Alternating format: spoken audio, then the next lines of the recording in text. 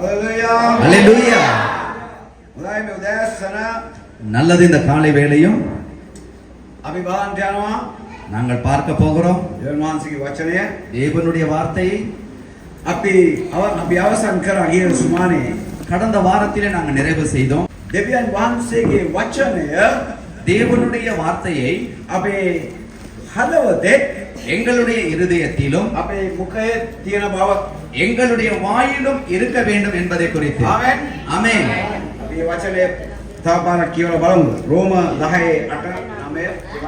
மீண்டும் அந்த வார்த்தையை நாங்கள் வாசிப்போம். ரோமர் 10வது அதிகாரம் 8வது 9வது 10வது வசனங்களை வாசிப்போம். இந்த வார்த்தை உனக்கு சமீபமாய் உன் வாயிலும் உன் இருதயத்திலும் இருக்கிறது என்றும் சொல்லுகிறது. இந்த வார்த்தை நாங்கள் பிரசங்கிக்கிற விசுவாசத்தின் வார்த்தையே. என்னவென்றால், கர்த்தராகிய இயேசுவை நீ உன் வாயினாலே அறிக்கையிட்டு தேவன் அவரை மரித்தோரில் இருந்து எழுப்பினார் என்று உன் இருதயத்திலே விசுவாசித்தால் ரட்சிக்கப்படுவாய் என்று. இப்பொழுது தேவ வார்த்தை நம்முடைய இருதயத்திலும் எங்களுடைய உள்ளான உள்ளத்திற்கும் தேவ வார்த்தை அவர் கொடுத்திருக்கிறார். அந்த வார்த்தையை நாங்கள் அறிக்கை செய்யும் பொழுது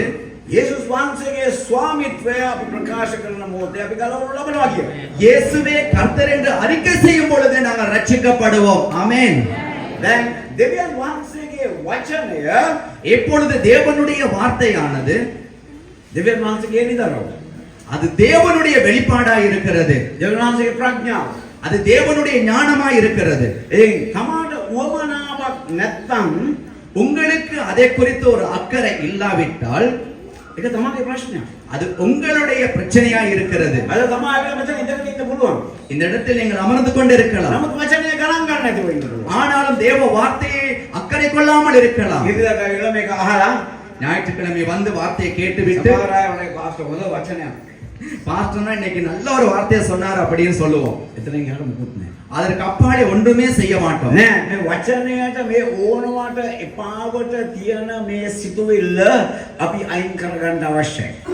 வேண்டா வெறுப்பாக இருக்கிற நினைவு, விசேஷமாக தேவ வார்த்தை குறித்து இருக்கிற நினைவை நாங்கள் அப்புறப்படுத்திக் கொள்ள வேண்டும். இந்த வார்த்தையை ஏற்றுக்கொள்ள நாங்கள் தயங்கும் போது எங்களுடைய வாழ்க்கைக்கு சேர்த்துக்கொள்ள நாங்கள் தயங்கும் போது அந்த வார்த்தை ஏதோ போகட்டும் என்று நாங்கள் இடம் கொடுக்கும் போது, அந்த வார்த்தையை குறித்து அக்கறை இல்லாமல் போகும்போது பிசாசானவன் பார்த்த வண்ணமாய் இருக்கிறான். அந்த வார்த்தையை நம்முடைய வார்த்தையிலிருந்து அப்புறப்படுத்துவதற்கு அங்கே சொல்லப்படுகிறது வார்த்தை என்னும் விதை என்று. ஒரு விதை இல்லாமல் ஒரு மரமோ கன்றோ வராது. அதிலிருந்து ஒரு பலனும் வராது. ஆகவே ஒரு விதையானது வேண்டும். ஏதாவது ஒரு பலனை அறுவடை செய்வதற்கு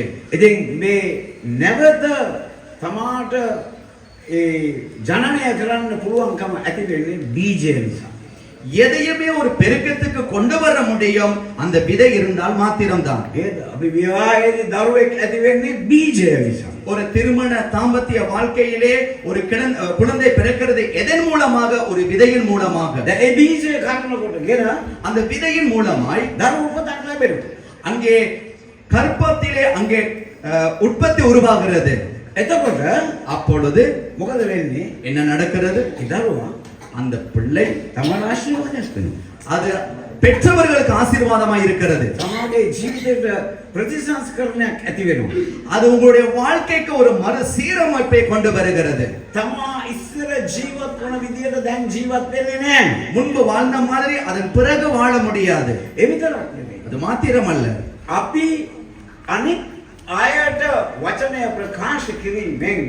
பிறருக்கு நாங்கள் தேவனுடைய வார்த்தையை அறிக்கை செய்யும் போது நாங்கள் அவர்களை ஆசீர்வதிக்கிறோம். ஆமென், ஆமென். ඉතින් අපිට කියන කාරණාව තමයි எங்களுக்கு சொல்லப்படுகிற காரியமானது ඒ සමගි කිරීමේ සේවය අපිට දීලා තියෙනවා කියලා. இந்த ஒப்புரவாக்குதலின் ஊழியத்தை எங்களுக்கு அவர் கொடுத்திருக்கிறார் என்று சொல்லப்படுகிறது. ඒ බයිබලෙ අපිට කියනවා. வேதத்திலே சொல்லப்படுகிறது. කාටද දීලා තියෙන්නේ? யாருக்கு அதை கொடுத்திருக்கிறார் என்று சொல்லப்படுகிறது? அது எனக்கு கொடுக்கப்பட்டிருக்கிறது. ගොඩක් කරලා අරගොල්ලන්ට තමයි දීලා තියෙන්නේ. මේගොල්ලන්ට තමයි දීලා තියෙන්නේ. நாங்க நினைக்கிறோம் அந்த அவங்களுக்கு தான் இல்லாட்டி போனா அது இங்க இருக்கிறவங்களுக்கு தான் கொடுக்கப்பட்டிருக்கிறது என்று இல்லை. නෑ. இல்லை. දැන් දෙවියන් වහන්සේ தேவனானவர் තමාව දෙවියන් වහන්සේගේ රාජ්‍යයට ඇතුළත් කරලා தேவனுடைய ராஜ்யத்திற்கு உட்பிரவேசிக்க செய்து තමාගේ ආත්මය අලුත් කරලා உங்களுடைய ஆத்துமாவை ஆவியை புதிதாக்கி තමාගේ ජීවිතේ බලවත් වෙනසක් ඇති කරනවා. உங்களுடைய வாழ்க்கையில ஒரு வல்லமையான மாற்றத்தை அவர் ஏற்படுத்துகிறார்.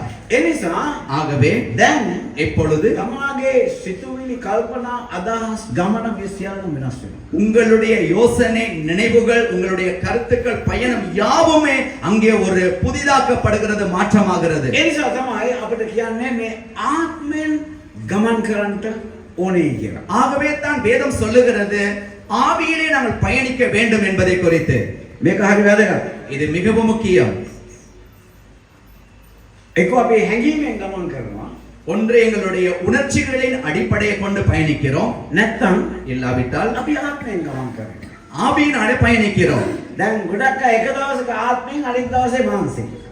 சிலர் என்ன செய்றாங்க ஒரு நாள் வந்து ஆவியில பயணிப்பாங்க மறுநாள் வந்து அவங்களுடைய உணர்ச்சிகளின் படி பயணிக்கிறாங்க. දැන් ගලාති 5 16 අපිට යමක් කියනවා. கலாத்தியர் 5வது அதிகாரம் 16வது வசனம் நமக்கு ஒரு காரியத்தை அங்கு சொல்லப்படுகிறது. நான் சொல்லுகிறது என்னவென்றால் ஆவிக்கேற்றபடி நடந்து கொள்ளுங்கள் அப்பொழுது மாம்ச இச்சையை நிறைவேற்றாது இருப்பீர்கள் என்று. දැන් තම ආත්මෙන් ගමන් කරනවා නම් විතරක් நீங்கள் ஆவியிலே பயணித்தால் மாத்திரம்தான். ආත්මෙන් ගමන් කරනවා නම් ஆவியிலே பயணித்தால் மாத்திரம்தான். මාංශේ மாம்சமானது මොකද්ද මානසික තෘෂ්ණාව කියන්නේ? மாம்ச இச்சை என்றால் என்ன?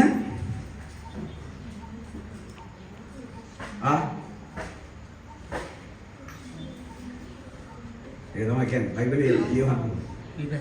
මානසික තෘෂ්ණාව කියන්නේ මොකක්ද? மாம்ச இச்சை என்றால் என்ன?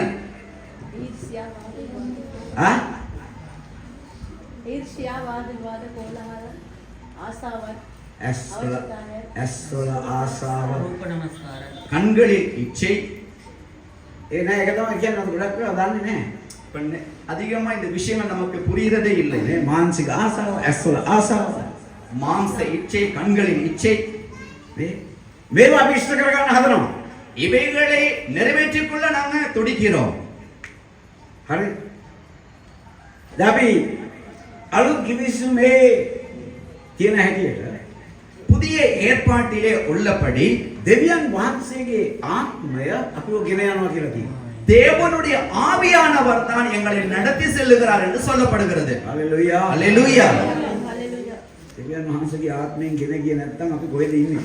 தேவனுடைய ஆவியினாலே எங்களை நடத்தாவிட்டால் நாங்கள் எங்க இருப்போம்? අපි කියන්නේ මම කියන්නේ. நாங்கள் என்று சொல்வதை விட நான் என்று சொல்வது சரியா නෑ නේ අනිත් අය කොහොමද යන්නේ කියලා. மத்தவங்க எல்லாம் எப்படி போறாங்கன்னு சொல்லி எனக்கு தெரியாது அல்லவா? නේද? දැන් අලුත් කිවිසුමේ புதிய ஏற்பாட்டிலே අපිට අඟවන කාරණාව තමයි සුද්ධාත්මයන් වහන්සේ නිතරම ඉන්න බව.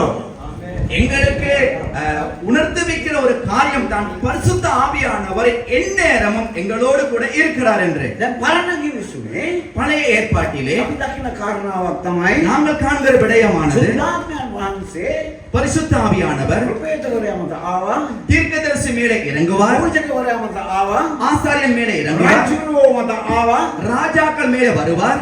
ඒ දෙවියන් වහන්සේගේ සලස්ම නැත්නම් දෙවියන් වහන්සේගේ එළිදරව් කරන தேவனுடைய திட்டத்தை அல்லது தேவனுடைய வெளிப்பாட்டை வெளிப்படுத்த ආව ගියා. அவர் வந்தார், சென்று விட்டார். උන්වහන්සේ ආව ඇවිල්ලා උන්වහන්සේගේ වැඩේ කරා, උන්වහන්සේ ගියා. அவர் வந்தார், அவருடைய பணியை முடித்தார், அவர் போய்விட்டார். නේ අපි දකිනවා පරණ කිවිසුමේ මෙබැවි අවස්ථා ගොඩක්. பழைய ஏற்பாட்டிலே இப்படியான சந்தர்ப்பங்களை அதிகமாய் நம்மளால் பார்க்க முடியும். නමුත් දැන් ஆனாலும் இப்பொழுது ඒක වෙනස් වෙලා තියෙනවා. அது மாறி இருக்கிறது. සුද්ධාත්මයන් වහන්සේ දැන් කොහෙද ඉන්නවා කියලා කියන්නේ? பரிசுத்த ஆவியானவர் இப்போது எங்கே இருக்கிறார் என்று சொல்லப்படுகிறது? ස්වර්ගයේ. அவர் பரலோகத்துல, අල්ලපු ගෙදර. பக்கத்து வீட்டுல, මා තුල. அவர் எனக்குள்ளே. ඇයි? ஏன்? අද අපේ ජීවිතය තමයි උන්වහන්සේගේ මාලිගාව. இன்றைக்கு நம்முடைய வாழ்க்கை சரீரமானது அவருடைய தேவ ஆலயமாய் இருக்கிறது. දැන් මෙතනින් ආවොත් එම කී දෙනෙක් සුද්ධාත්ම බෞතිස්ම ලබලා තියෙනවද කියලා இந்த இடத்திலே எத்தனை பேர் பரிசுத்த ஆவியானுடைய ஞானசானத்தை பெற்றுக் கொண்டிருக்கிறீர்கள் என்று கேட்டால், දැන් මම අහන ප්‍රශ්නේ කී දෙනෙක් සුද්ධාත්මය ලබලා නැද්ද? எத்தனை பேர் பரிசுத்த ஆவியானவரை பெறாமல் இருக்கிறீங்க? අත උස්සන්න බලන්න. கரங்களை உயர்த்துங்க பாப்போம். සමහර අය බොරුත් කියනවා. சிலர் பொய்யும் சொல்றாங்க. ඒ නිසා සුද්ධාත්මය ඉන්න බෑනේ. ஆகவே பரிசுத்த ஆவியானவருக்கு முடியாது. නේද? සුද්ධාත්මය ලබලා නැත්නම් තමයි දන්නවා සුද්ධාත්මය ලබලා නැහැ කියලා. பரிசுத்த ஆவியானவரை பெறாவிட்டால் உங்களுக்கு தெரியும் பரிசுத்த ஆவியானவர் பெறவில்லை என்று. දැන් බයිබලයේ මොනවද කියන්නේ? வேதம் என்ன சொல்லுகிறது? යාපේ ක්‍රියා එකේ அப்போஸ்தலர் முதலாவது அதிகாரத்திலே අපි 8යි 9යි කියවුවොත් 8வது 9வது வசனங்களை வாசிப்போம் என்றால் අපිට පැහැදිලි වෙනවා எங்களுக்கு தெளிவாக அங்கே சொல்லப்படுகிறது. இப்பொழுது සුද්ධාත්මය ලැබුණු අය අත උස්සන්න බලන්න. பரிசுத்த ஆவியானவரை பெற்றுக்கொண்டவர்கள் கரங்களை உயர்த்துங்கள் பார்ப்போம். right. දැන් සුද්ධාත්මය ලැබුවේ ஏன் பரிசுத்த ஆவியானவரை பெற்றீர்கள்? අන්‍ය භාෂාවෙන් කතා කරා. அந்நிய பாஷையில் பேசுவதற்கு, சாட்சிக்காரனாய் வாழ்வதற்கு. දැන් මේ සුද්ධාත්මයන් වහන්සේ ලැබුව අයගෙන් කී දෙනෙක් සාක්ෂිකාරයෝද? பரிசுத்த ஆவியானவரை பெற்றவர்கள் எத்தனை பேர் சாட்சிக்காரராய் இருக்கிறீங்க? මේ දෙන්නේ තුන් දෙනෙක් අත උස්සනවා. 2-3 பேர் கைய மெதுவா தூக்குறாங்க. ඩාක්ටර් සමාන. ரொம்ப மெதுவா தூக்குறாங்க. මේ හරීම නිකන් බයෙන් උස්සනවා. சரியா அந்த ஒரு பயணங்கொழி மாதிரி உயர்த்துறாங்க. සුද්ධාත්මයන් වහන්සේගෙන් පිළිවෙල කියලා බයතු කියන්නේ. நான் பரிசுத்த ஆவியானவராலே நிரம்பி இருக்கிறேன் என்று நிரப்பப்பட்டிருக்கிறேன் என்று பயம் இல்லாமல் கரத்தை உயர்த்த வேண்டும். මම සාක්ෂිකාරයෙක්. நான் அவருக்கு சாட்சிக்காரன். මගේ ජීවිතේ සාක්ෂියක්. என்னுடைய வாழ்க்கை ஒரு சாட்சி. ஆமென். එහෙම කියන්න පුළුවන් වෙන්න ඕනේ. அப்படி சொல்ல முடியுமா இருக்க வேண்டும். ඒ සුද්ධාත්මයන් වහන්සේ මාතුලින් කරන දේ. அது பரிசுத்த ஆவியானவர் எனக்குள்ளே செய்கிற காரியம். මම සාක්ෂියක් වෙනවට වඩා நான் சாட்சியாகுவதை விட උන්වහන්සේ මම සාක්ෂිකාරයෙක් කරනවා. அவர் என்னை சாட்சிக்காரனாய் உருவாக்குகிறார். උන්වහන්සේගේ බලේ. அவருடைய வல்லமையால். දැන් අපි තේරුම් ගන්න ඕනේ. ஆகவே நாங்கள் புரிந்து கொள்ள வேண்டும். සුද්ධාත්මය නැති අය බලය රහිත අය. பரிசுத்த ஆவியானவர் இல்லாதவர்கள் வல்லமை இல்லாதவர்கள். දැන් මේක විවිධාකාර පරිවර්තනයන් වලට භාජනය කරන්නට පුළුවන්. இதை பல்வேறுபட்ட கருத்துக்களுக்கு அதை பரிமாற்றிக் கொள்ளவும் முடியும். දැන් මත දෙකක් තියෙනවා. 2 கருத்துக்கள் இருக்கிறது. නේ දැන් අපි පෙන්තකෝස්ත අය කියලා අපි විශ්වාස කරන අය பெந்தகோஸ்து சபையை சார்ந்தவர்கள் என்று நாங்கள் ஒரு பிரிவினர் விசுவாசிக்கிறோம். අපි විශ්වාස කරනවා நாங்கள் விசுவாசிக்கிறோம் සුද්ධාත්මය ලැබුණා අපි අන්‍ය භාෂාවෙන් කතා කරනවා කියලා. பரிசுத்த ஆவியானவரை பெற்ற பொழுது நாங்கள் அந்நிய பாஷையை பேசுகிறவர்கள் என்று. සමහර අය කියනවා சிலர் சொல்றாங்க ඒ සුද්ධාත්මය ලැබලා තියෙන්නේ මම නමුත් මං අන්‍ය භාෂාවෙන් කතා කරන්නේ නැහැ. යේසුස් වහන්සේ පිළිගත්තා මං සුද්ධාත්මය ලැබුවා කියලා කියනවා. பரிசுத்த ஆவியானவரை நான் பெற்றிருந்தாலும் அந்நிய பாஷையை நான் பேசுவது இல்லை. இயேசு கிறிஸ்துவை நான் எனக்குள்ளே ஏற்றுக்கொண்டு இருந்தாலும் ගන්නකොට මට සුද්ධාත්මය ලැබෙනවා. அப்பொழுதே எனக்கு பரிசுத்த ஆவியானவர் கிடைக்கிறார் என்று சொல்லுகிறார். ඔය ඒකේ වරදක් නැහැ. அது தவறு இல்லை. නමුත් ஆனாலும் මට තියෙන ප්‍රශ්නේ எனக்கு இருக்கிற கேள்வி என்னவென்றால் මේ දෙවියන් වහන්සේගේ වචනේ තියෙන කාරණාව මම සාක්ෂිකාරයෙක් වෙනවා. தேவனுடைய வார்த்தையில இருக்கிற காரியம் நான் சாட்சிக்காரனாய் இருக்கிறேன். දැන් මේක මට පැහැදිලි වුණේ இது எனக்கு தெளிவாக எனக்கு புரிந்து கொண்டது. හොඳ සහෝදරයෙක් මම දන්න ඔහු පිටරට ඇමරිකන් කෙනෙක්. எனக்கு தெரிந்த ஒரு நல்ல சகோதரர் அமெரிக்காவை சேர்ந்தவர். ஒரு සභාවක් තිබුණා ලංකාවේ. அவருக்கு இலங்கையில் ஒரு சபை இருந்தது. ඊට පස්සේ දැන් මගේ වැඩේ මොනවද මම හම්බුන දන මිනිස්සුන්ට සුභාවංශය ප්‍රකාශ කරනවා. பாஸ்டருடைய வேலை என்றால் எந்த இடத்தில் மனிதர்களை சந்தித்தாலும் சுவிசேஷத்தை சொல்லுவார். තරුණ කාලේ මම යනවා මේ ස්විමින් pool එකක් තියෙනවා තැනක. இப்ப அவருடைய வாலிப காலத்திலே ஒரு நீச்சல் குளம் இருக்கிறது, அந்த இடத்துக்கு செல்லுவாராம். එතනට ගිහලා මම කෑම කන්න යන්නේ එතනට. அந்த இடத்துல போயிட்டு தான் சாப்பிடவும் தொடங்குவாராம். කෑම කන්න වඩා මට අවස්ථාව සුභාරංචි ප්‍රකාශ කරනවා. அங்கே சாப்பிடுவதை விட சுவிசேஷத்தை அறிவிக்கத்தான் சந்தர்ப்பத்தை தேடுவாராம். ඉතින් දැන් එතන ගොඩක් අය එනවා. அந்த இடத்துல நிறைய பேர் அப்ப வருவாங்களாம். ඒකට දවසක් මම කෑම කන්න ගිහිල්ලා කෙනෙකුට සුභාරංචිය ප්‍රකාශ කරලා ඉවරනකොට ஒரு நாள் நான் சாப்பிட போன பொழுது ஒருத்தருக்கு சுவிசேஷத்தை சொல்லி முடிக்கும் போது දැන් ඒ කාන්තාවන් දෙදෙනෙක් இரண்டு பெண்கள், දැන් ගොඩක් අය කැමති නෑ. ரொம்ப பேர் விரும்புவதே இல்லை, ඒගොල්ලෝ ස්විමින් සූට් අඳගෙන කොහොමද සුභාරංචිය ප්‍රකාශ කරන්නේ? நீச்சல் உடைய போட்டுக்கிட்டு எப்படிடா சுவிசேஷம் சொல்றதுன்னு சொல்லி නෑ මම ගිහිල්ලා සුභාරංචිය ප්‍රකාශ කරා. பாஸ்டர் போய் சுவிசேஷத்தை சொன்னாராம். ඇගේ පුරුෂයාව අතහරින්න ඔන්න දෙන්න. அந்த சுவிசேஷத்தை கேட்ட பெண் அவருடைய கணவனோடு பிரிவதற்கு தீர்மானம் எடுத்த அந்த நொடியிலே මං කිව්වා යේසුස් වහන්සේ පිළිගන්න ඔයගේ ජීවිතේ වෙනස් වෙන්න යනවා නේද? அந்த நொடியிலே பாஸ்டர் சொன்னாராம், நீ இயேசுவை ஏற்றுக்கொள், உன்னுடைய குடும்ப வாழ்க்கை சீரமைக்கப்படும் என்று. යේසුස් වහන්සේ පිළිගත්තා. இயேசுவை ஏற்றுக்கொண்டார். මම ආයෙ කෙතන ඉවරයි දැන් මම පාඩුවේ මං එතන ඉන්නවා. இப்ப அந்த நிகழ்வு முடிந்து பாஸ்டர் அவருடைய வேலையை செய்து கொண்டிருக்கிறார். එතකොට அப்பொழுது ඒ පාස්ටර් ආවා. அந்த பாஸ்டர் வந்தார். එතන කිව්වා මම බලාගෙන හිටියා කරපු වැඩේ. நீங்க செஞ்ச வேலையை நான் நல்லா பார்த்து கொண்டு தான் இருந்தேன். ඔය කොහොමද මේ සුභාරංචි ප්‍රකාශ කරන්නේ? எப்படி நீங்க சுவிசேஷம் இப்படி நீங்க அறிவிக்கிறீங்க? මම බලන්නේ පාස්ටර් මගෙන් අහන්නේ ප්‍රශ්නේ මම පාස්ටර් උත් නෙවෙයි. இப்ப பாஸ்டர் யோசிச்சாரா, இப்ப வந்து கேட்டவர் வந்து பாஸ்டர், நம்முடைய பாஸ்டர் வந்து அந்த நேரத்துல பாஸ்டராவும் இல்ல. මම නිකන් ඇදහිලිවන්තෙක් විතරයි. அந்த நேரத்துல நம்ம பாஸ்டர் வந்து ஒரு விசுவாசி மாத்திரம் தான். ඉතින් මම ගිහිල්ලා මේ සුභාරංචි කොහොමද මේ සුභාරංචි ප්‍රකාශ කරන්නේ? இப்ப பாஸ்டர் சுவிசேஷம் சொல்றத பார்த்துட்டு அவர் கேட்டாரா, நீங்க எப்படி இந்த அளவு இப்படி சுவிசேஷம் சொல்றீங்க? දැන් මම දන්නේ මොකද්ද? பாஸ்டருக்கு தெரிஞ்ச விஷயம் என்ன? මම සුද්ධාත්ම වාසය මගේ ජීවිතය අලගත් දවසේ ඉඳලා මම බය නැතුව කියලා සුභාරංචි ප්‍රකාශ කරනවා. பரிசுத்த ஆவியானவர் அவருடைய வாழ்க்கையை பற்றிக் கொண்ட நொடியில் இருந்து சுவிசேஷத்தை அறிவிக்கிற ஒருவராய் மாறினார். ஆமென். හalleluya. තේරුණා ඒක වැඩි. නේ? එතකොට එයාගෙන කියනවා මටත් සුද්ධාත්මය තියෙනවනේ. அவர் கேட்டார், எனக்கும் பரிசுத்த ஆவியானவர் இருக்கிறாரா? මම කිව්වා අයියා නම සුභාරංචි ප්‍රකාශ කරන්නේ. ஏன் நீங்க சுவிசேஷத்தை அறிவிக்க மாட்டேங்கிறீங்க? අයියෝ මම බයයි එහෙම කරන්න. அப்படி செய்யறதுக்கு எனக்கு சரியான பயம். මම බය නෑ. நான் பயம் இல்லை. මම නෙවෙයි. நான் அல்ல. සුද්ධාත්මය වහන්සේ මම බලවත් කරන්නේ. பரிசுத்த ஆவியானவர் என்னை பலப்படுத்துகிறார். ආමෙන්. ஆமென். මේක තමයි වෙනස. இதுதான் மாற்றம். මේක තමයි වෙනස. இதுதான் மாற்றம். හරි. සමහර අය කියන්නේ නෑ සුද්ධාත්මය වහන්සේ ඕනේ ස්වර්ගයට යන්න. சிலர் சொல்றாங்க பரிசுத்த ஆவியானவர் கூட தேவையில்ல பரலோகம் போறதுக்கு. වෙන්න පුළුවන්. அது அப்படியே இருக்கலாம். නමුත් මේ ඉන්න ජීවිතේ ஆனால் இங்க வாழ்ற வாழ்க்கையிலே බල රහිත ජීවිතයක්. ஒரு வல்லமை இல்லாத வாழ்க்கையை தான் வாழ வேண்டும். මොකද මං කියන්නේ? நான் என்ன சொல்லுகிறேன்? මේ ඉන්නේ බල රහිත ජීවිතයක්. இங்கே வாழும்போது ஒரு வல்லமை இல்லாத வாழ்க்கை. තමාට පුළුවන් වෙන්න ඕනේ තමා තුල තිබෙනා වූ දේව රාජ්‍යයේ කාරණා තමගේ ගැලවීමේ කාරණා මනුස්සයෙක් ප්‍රකාශ කරන්න. நீங்கள் வாழ்ற வாழ்க்கையில உங்களுக்குள்ளே இருக்கிற தேவ ராஜ்யத்தின் காரியம், ரட்சிப்பின் காரியத்தை மனுஷர்களுக்கு பகிர்ந்து கொடுப்பது. හරි. දැන් இப்பொழுது තව ප්‍රශ්නයක් තියෙනවා. இன்னும் ஒரு கேள்வி இருக்கிறது. නේ සමහර අය කියනවා නෑ අපි අන්‍ය භාෂාවෙන් කතා කරලා වැඩක් නෑනේ. சிலர் சொல்றாங்க நாங்க அந்நிய பாஷையில பேசி பிரயோஜனம் இல்லை தானே. මං කියන අන්‍ය භාෂාව මට හරි ප්‍රයෝජනයි. ආමෙන්.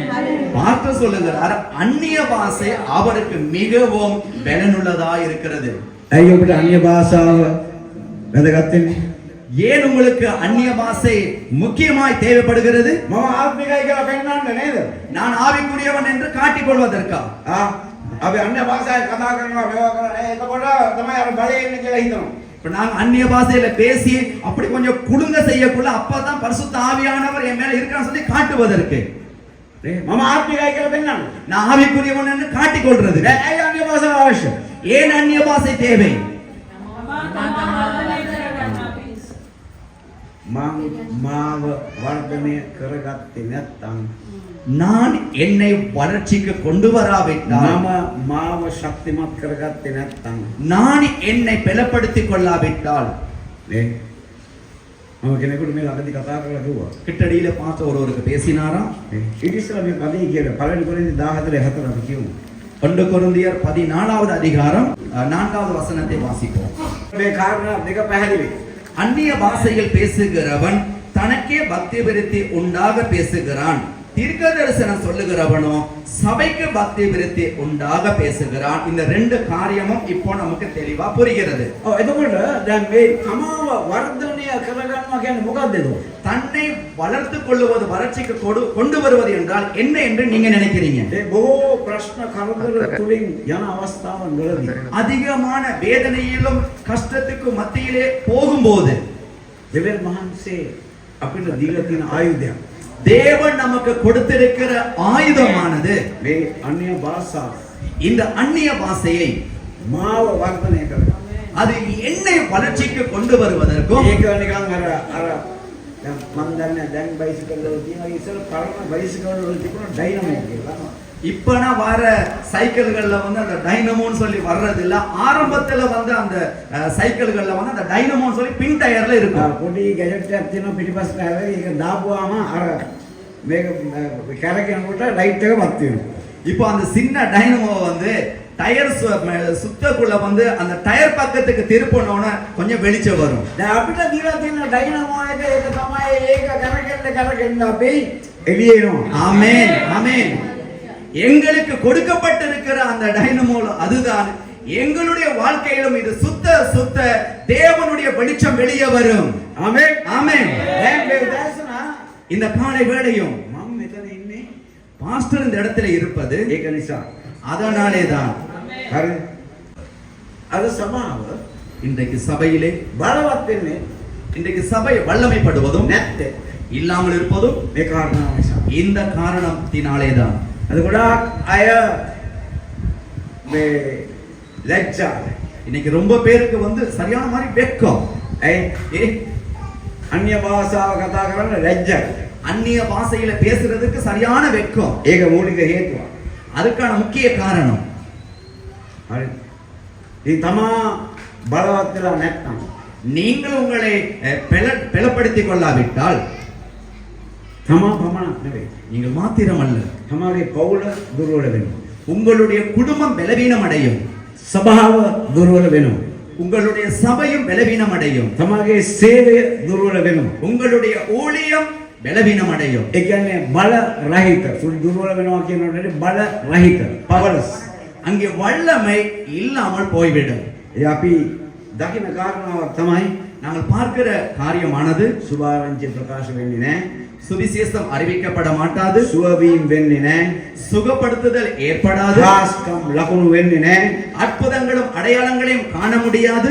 සමහර අය කියනවා ඒක මේ පළවෙනි සතවර්ෂයේ තිබුණ දෙයක් දැන් ඒක නැහැ.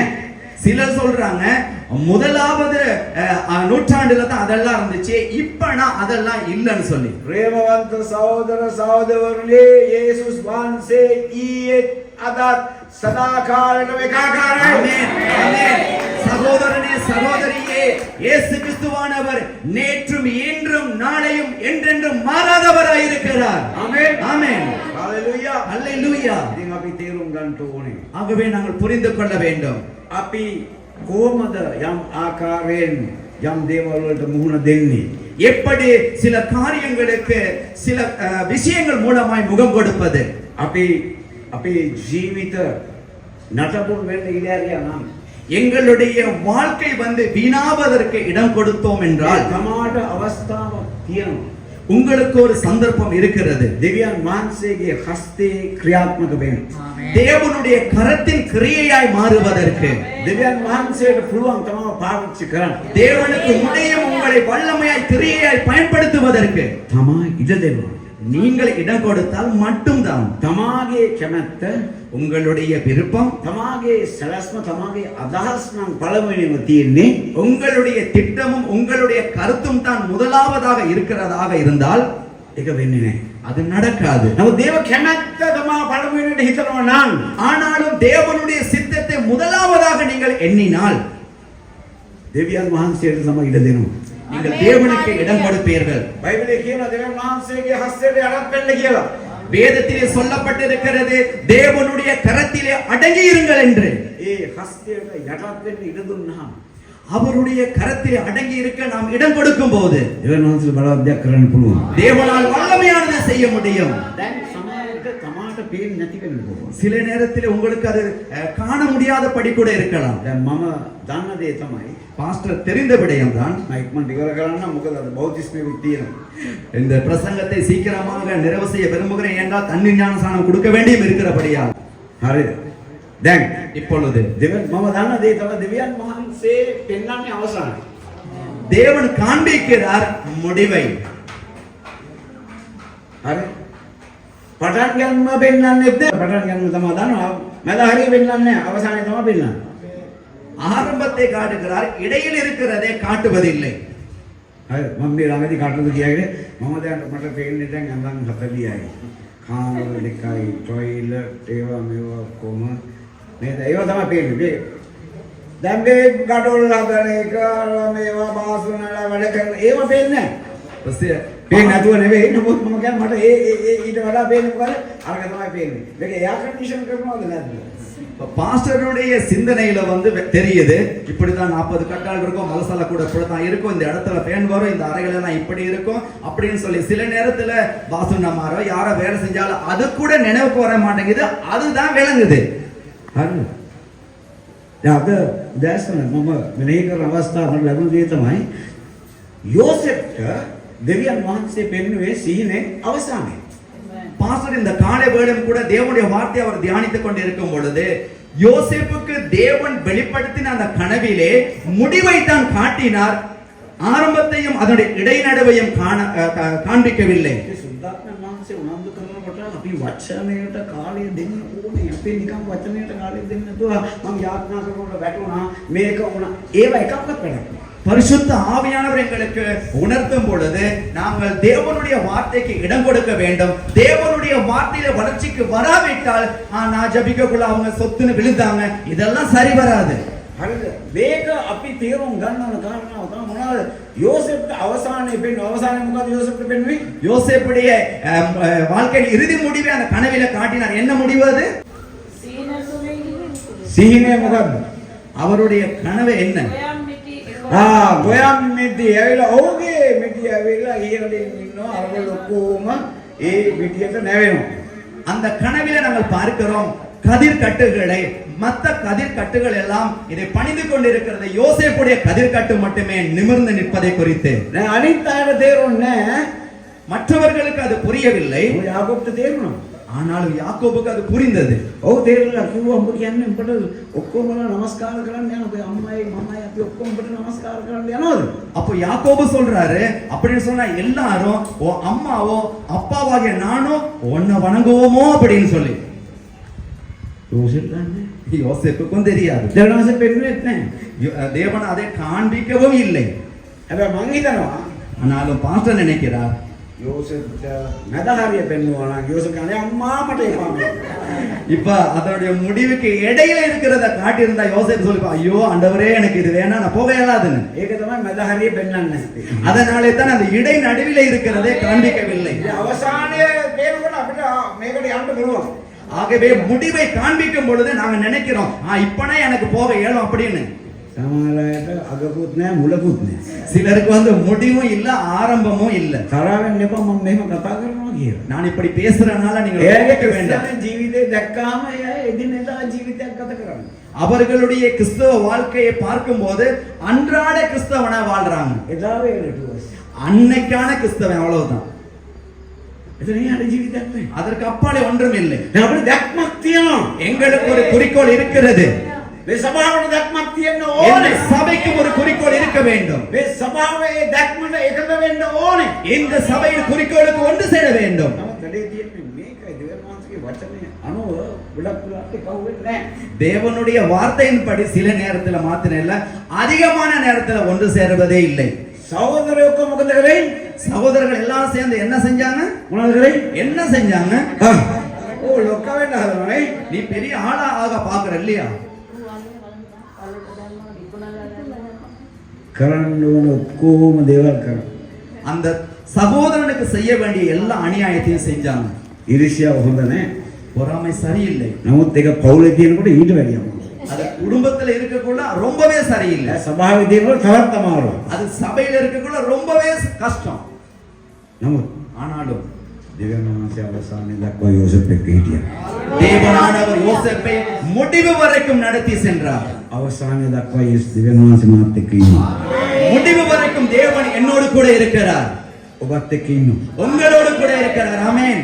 ඔබ එතනට එන්න ඕනේ. நீங்கள் அந்த இடத்துக்கு வர வேண்டும். ඔබ එතනට ආපුවා. நீங்கள் அங்கே வந்தபோது දෙවියන් වහන්සේට පුළුවන් තමත් එක්ක වැඩ කරන්න. தேவனுக்கு முடியும் உங்களோடு கூட இருந்து உங்களுக்குள் இருந்து வேலை செய்ய. සමාන පුළුවන් දෙවියන් වහන්සේත් එක්ක වැඩ කරන්න. உங்களுக்கு முடியும் தேவனோடு இணைந்து செயல்பட. ගොඩක් අය දෙවියන් වහන්සේත් එක්ක වැඩ කරන්න බැරි හේතුව நிறைய பேருக்கு தேவனோடு இணைந்து வேலை செய்ய முடியாமல் இருப்பதற்கான காரணம் අතර මගදී ඒගොල්ලෝගේම ගමනක් යන්න හදනවා. இடைநடுவில் அவங்களுக்கு உரித்தான பயணத்தை போக பார்க்கறாங்க. තේරුන්නේ නැහැ. நான் சொன்னது புரியவில்லை. පොඩ්ඩක් තේරුම් ගන්න මේ. இது கொஞ்சம் விளங்கிக் கொள்ளுங்க. බලන්න තමන්ගේ ජීවිතේ දිහා. கொஞ்சம் யோசித்து பாருங்க. යම් දෙයක් ඉෂ්ට කරගන්න බැරි. ஏன் ஒரு காரியத்தை நிறைவேற்றிக் கொள்ள முடியவில்லை? අපි අංශ අදින්න ඕනේ නැහැ. நாங்கள் சண்டையிலுக்க தேவையில்லை. දෙවියන් වහන්සේට தேவன் நம்மோடு கூட. ஆமென். උන්වහන්සේගේ දර්ශනය මාතුල සම්පූර්ණ කරනවා. அவருடைய தரிசனத்தை எனக்குள் இருந்து அவர் நிறைவேற்றுவது. දෙවියන් වහන්සේට පුළුවන් ඔබගේ දර්ශනය සම්පූර්ණ කරන්න. தேவனுக்கு முடியும் உங்களுடைய தரிசனத்தை நிறைவேற்ற. ඉස්සෙල්ලා මේ ස්වභාවයේ දර්ශනයට කීකරු වෙන්න. முதலாவது இந்த சபையின் தரிசனத்துக்கு கீழ்ப்படியுங்கள். මෙතන දර්ශනයක් නැතුව තමන්ට දර්ශනයක් ලැබෙන්නේ නැහැ. இந்த இடத்திலே உங்களுக்கு ஒரு தரிசனம் இல்லாவிட்டால் ஏனைய இடத்திலும் இருக்காது. මට අද දර්ශනයක් තියෙන්නේ. பாஸ்டருக்கு இன்னைக்கு ஒரு தரிசனம் இருக்காது. දර්ශන තිබුණා වූ මිනිස්සෙක් එක්ක මම එකව වෙලා හිටියා. தரிசனம் இருந்த மனுஷர்களோடு அவர் இணைந்திருந்தார். Amen. Amen. Pastor Colton, pastor Jacob, pastor Michael, pastor Malcolm பேர் சொன்ன இந்த ஒவ்வொரு ஊழியக்காரர்களோடும் இணைந்திருந்தார். හරි ජාත්‍යන්තර දේශනාකාරයෝ ඉන්නවා. රයිනා ඩොන්කේ, එතකොට ෆාදර් බර්ක්මන් නේ சர்வதேச அளவிலே இருந்த இப்படிப்பட்ட பிரசித்தி பெற்ற ஊழியக்காரங்களோடு கூட பாஸ்டர் இணைந்திருந்தார். ඉතින් දෙවියන් වහන්සේ අපි හිතනවට වඩා දේ කරන්න ஆமென். தேவனானவர் நாம் நினைப்பதை விட பெரிய காரியத்தை செய்ய வல்லவராய் இருக்கிறார். දෙවියන් වහන්සේට ඔබ ඕනේ. தேவனுக்கு நீங்கள் வேண்டும். මේ ඕනවට එපාවට නෙවෙයි. வேண்டா வெறுப்பா அல்ல. මම දකින්නේ දැන් මේ තරුණ කණ්ඩායම් දැන් ඕනවට එපාවට වැඩ කරනවා. இப்போ இந்த வாலிப குழுவை நாங்க பார்க்கிறோம். வேண்டா வெறுப்பாக வேலை செய்வதை. ඉලක්ක නැහැ. அங்கே ஒரு இலக்கு இல்லை. නෑ මේ මෙතනින් මම ගිහලා මේක සම්පූර්ණ කරනවා ඒක සම්පූර්ණ කරනවා මේක සම්පූර්ණ එහෙම නෑ. இந்த இடத்திலிருந்து நான் இங்கே போய் இதை நான் இந்த இலக்கை நிறைவு செய்து இன்னொரு இலக்குக்கு போவேன் என்கிற ஒரு இலக்கு இல்லை. අපි කරලා බලමු. நாங்க செஞ்சு பார்ப்போமே. නෑ. இல்லை. දෙවියන් වහන්සේ අපිට දීලා තියෙන වැඩේ අපි හරියට කරනවා නම් ඊළඟ මට්ටමට උන්වහන්සේ අපිව ගෙනියනවා. ஆமென். தேவன் எங்களுக்கு கொடுத்திருக்கிற வேலையை நாங்கள் சரியாக செய்வோம் என்றால் நாங்கள் அடுத்த உயர்வுக்கு மட்டத்திற்கு போக முடியும். දෙවියන් වහන්සේගේ අනුග්‍රහය ලැබෙනවා, මනුෂ්‍යයන්ගේ අනුග්‍රහය ලැබෙනවා. தேவனுடைய அனுக்கிரகமும் மனிதர்களுடைய வாழ்க்கையிலிருந்து அனுக்கிரகமும் நமக்கு கிடைக்கும். ඒකයි යේසුස් වහන්සේ ගැන කතා කරනකොට වචනේ කියන්නේ දෙවියන් වහන්සේ මනුෂ්‍යයාගේ අනුග්‍රහය දෙවියන් වහන්සේ යේසුස් වහන්සේට ලැබුණා කියලා. ஆகவே தான் வேதத்திலே இயேசு கிறிஸ்து எப்படி வளர்ந்தார் என்று பேசப்படும் பொழுது அங்கே சொல்லப்படுகிறது தேவனுடைய தயவிலும் மனுஷனுடைய இரக்கத்திலும் அவர் தேறி வளர்ந்தார் என்று. අපි ඔබට මට අපිට තියෙන කාරණාව මේකයි. உங்களுக்கும் எனக்கும் இருக்க வேண்டிய காரியமும் இதுதான். මේ උදෑසන ஆகவே இந்த காரியங்களையும் நான் விசுவாசிக்கிறேன். තමාට දෙවියන් වහන්සේ අද දවසේ කතා කරනවා. தேவன் இந்த நாளில் உங்களுக்கு பேசினார். ඊදෙනෙක් හිතනවා තම වචනයක් ලබා ගත්තා කියලා. எத்தனை பேர் விசுவாசிக்கிறீங்க இன்னைக்கு நான் தேவனிடத்திலிருந்து ஒரு வார்த்தையை பெற்றுக்கொண்டேன் என்று? ලැබුණ දේ මත ක්‍රියා කරන්න. உங்களுக்கு கிடைத்ததை வைத்து அதன்படி செயல்படுங்கள். දෙවියන් වහන්සේ බලවත් දේ කරන්න. தேவன் வல்லமையானதை செய்ய ஆயத்தமாய் இருக்கிறார். කරනවා, செய்வார். කරමින් සිටිනවා, செய்து கொண்டே இருக்கிறார். ஆமென். ஆமென். උන්වහන්සේ අපිට ජය දීලා තියෙන්නේ. அவர் எங்களுக்கு வெற்றியை கொடுத்திருக்கிறார். ඉදිරියටත් අපිට ජය දෙනවා. வரும் காலத்திலும் அந்த வெற்றியை கொடுப்பார். අපි නැගිට සිටමු යාඥා කරමු. நாங்கள் யாவரும் எழுந்திருந்து ஜெபம் பண்ணுவோம். හalleluya.